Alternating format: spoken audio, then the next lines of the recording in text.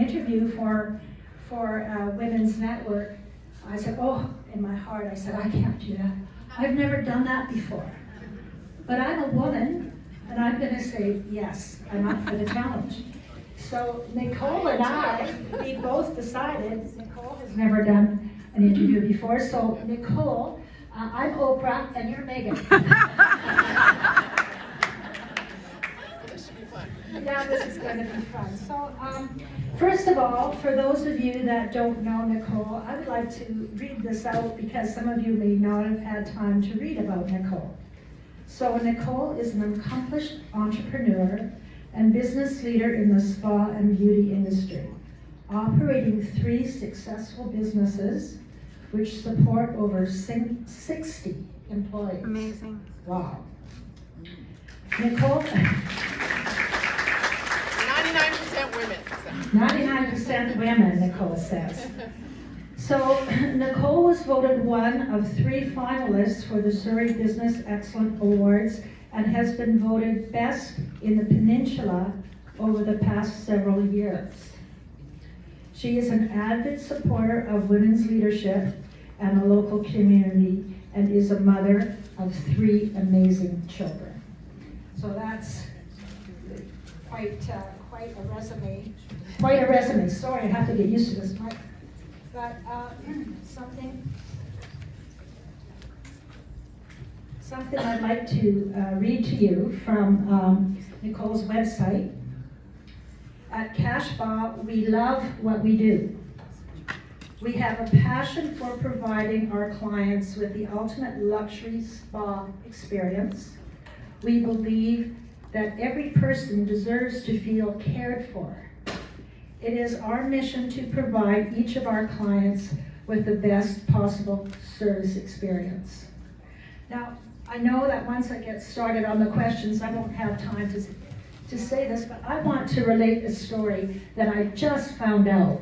On the way driving here, my daughter-in-law called me and said, oh, can you babysit today? I said, no, I'm going to be at the Women's Network interviewing Casbash, Nicole King. She said, oh my goodness, Casbash, she saved my life. I was 8.5 months pregnant, and I couldn't take it anymore. And I went to Nicole's spa, and they rubbed my back, and they put my tummy on a pillow, and I was able to survive another 2 weeks.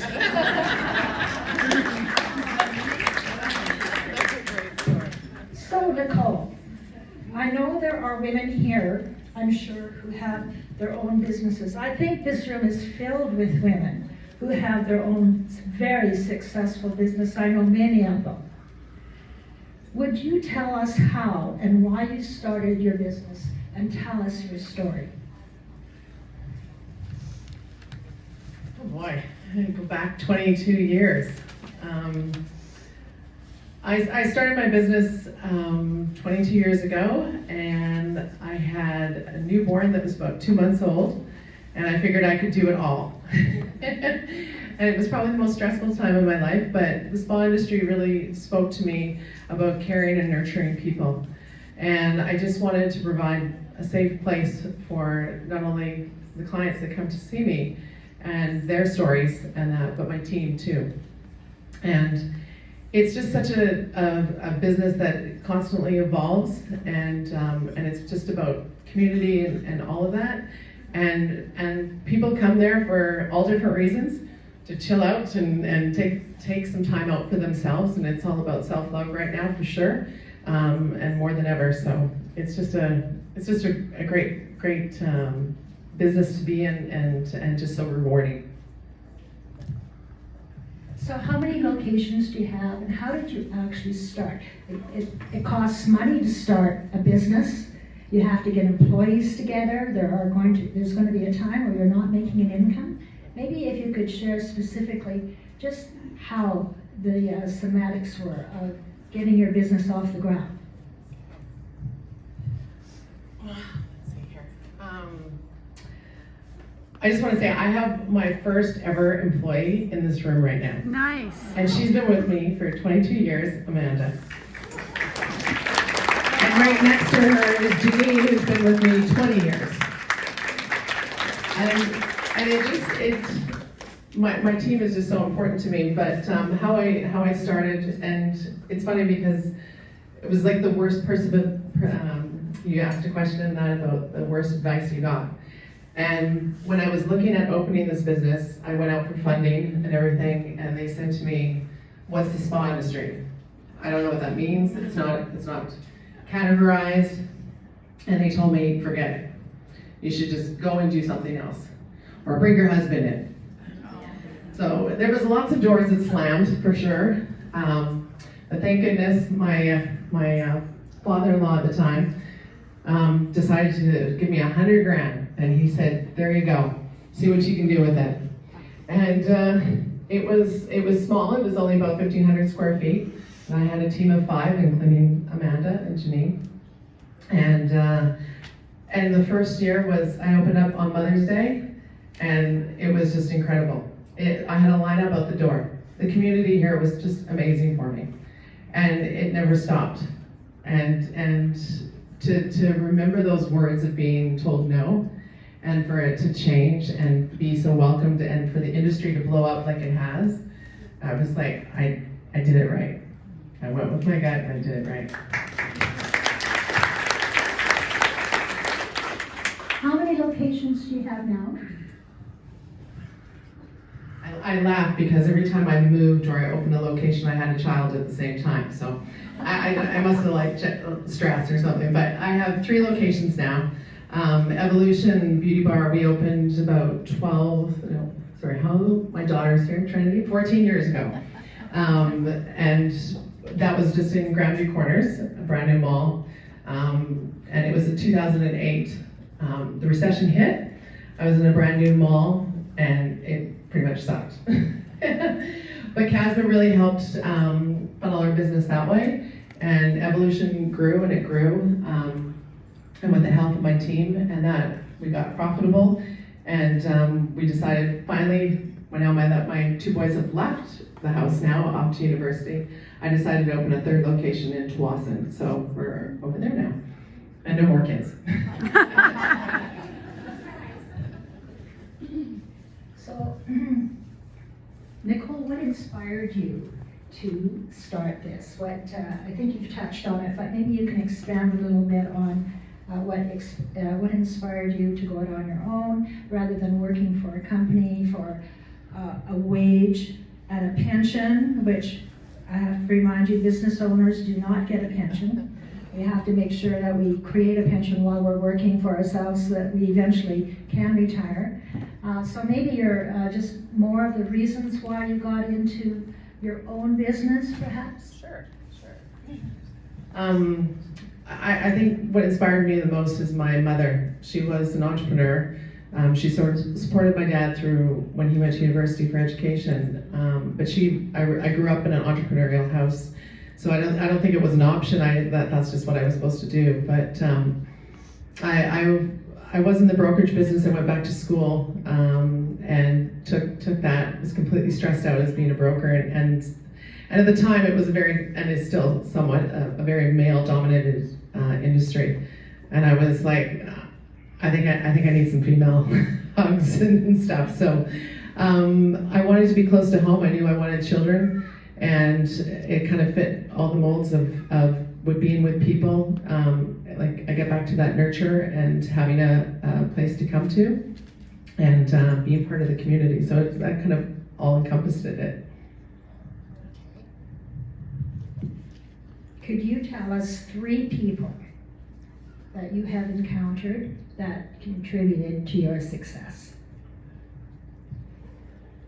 Well, I've already mentioned one, my mother, as an entrepreneur.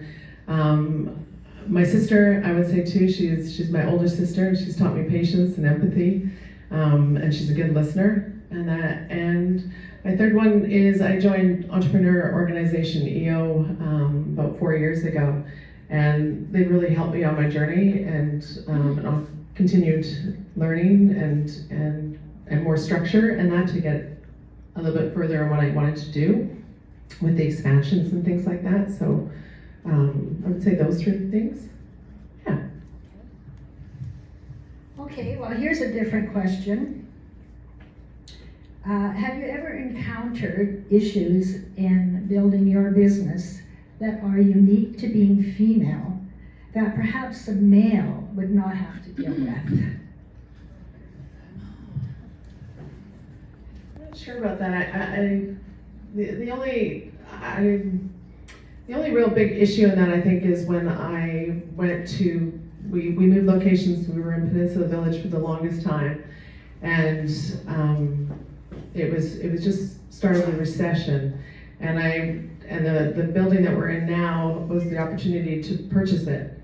And as you said, for a business, we don't have a retirement plan, but I purchased the building there, and I think just going through that whole exercise of still, and it's not that long ago, and having my business for so long, that having the partner in the room of going, okay, well, is he going to manage it for you, was a big kind of, to me in that. But I think I persevered, and we were able to purchase the building in a time that wasn't exactly great. But I would say that comes to mind. Very good, very good. Okay. So Nicole,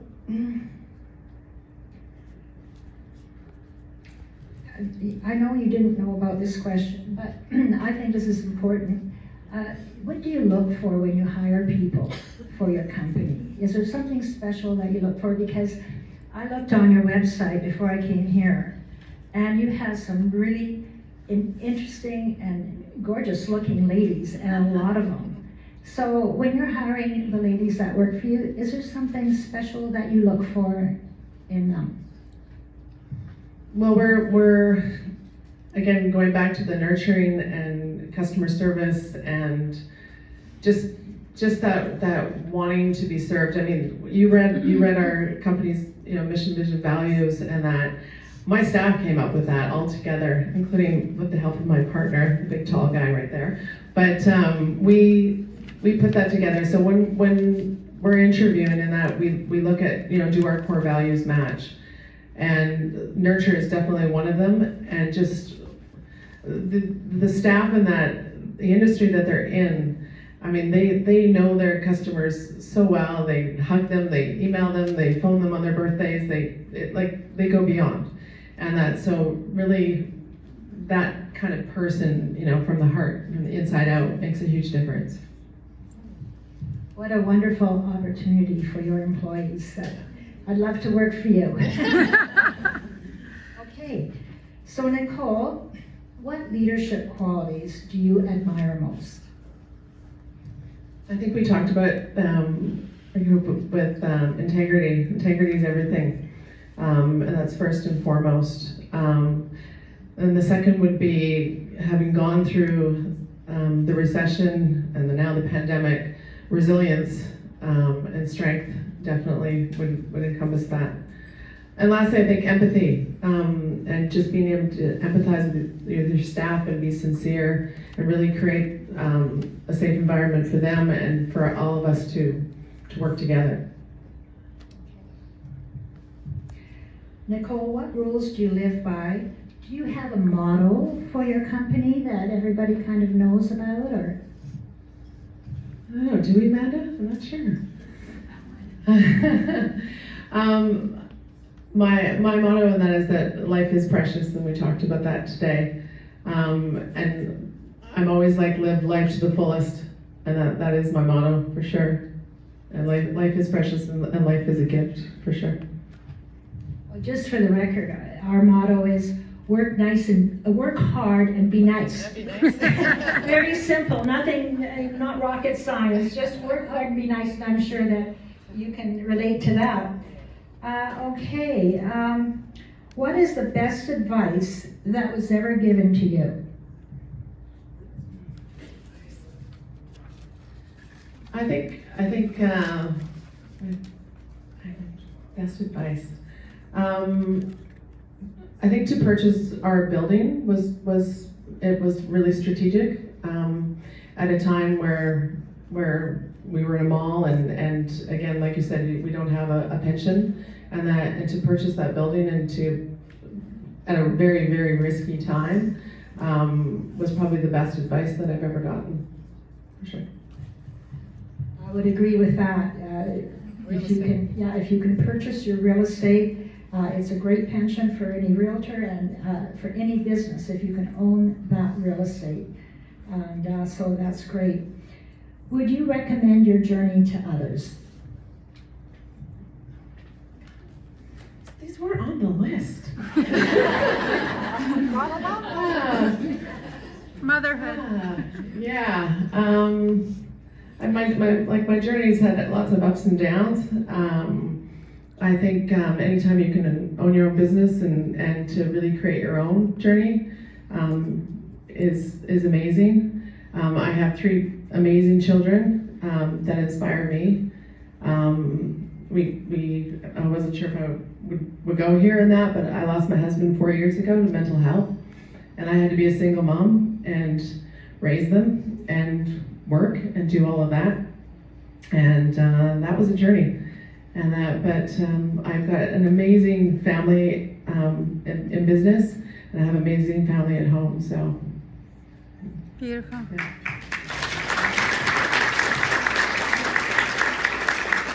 There certainly are rewards to having your own business, isn't there? It's a hard journey, but the rewards are there. Knowing what you know now, what would you tell an 18-year-old? Go see Edith and buy real estate. After a massage, definitely. Perfect. Okay. I think I have a couple more questions for you. So recently, I was listening to a lady from Toronto who was one of the top derivative sellers for the Royal Bank, and she said every night before she goes to bed, there are 10 things on her mind before her head hits her pillow. She was a working mom like you with a big career. So I'm going to ask you, what are some of the things that you think about when your head hits the pillow at night? Did someone leave the wax pot on? I think I go down my list, and that as far as my kids, for sure. I got both boys in Ontario, and that, so I'm always like, I think I send about 3 good nights kisses to all my 3 kids and that, but just to make sure that they're safe and sound where they are. When I hit the pillow, let's see, I hit the pillow really hard, so I'm trying to think of what I would think of, and just, what's in store for the next day, and kind of just do my planning that way. Yeah, I think. I honestly, I think I go right to sleep. It's a good thing. I own a spa, I should, right? Yeah, there's school lunches and there's bills to pay. And I mean, as a business owner, you still have all those responsibilities, right? True. So it's a big job. Yeah. So the last question for you. If you were stranded on a desert island, what 3 things would you take with you? There you go. You did have this one on there, I do know that. I think I said water, my bestie, and my SPF.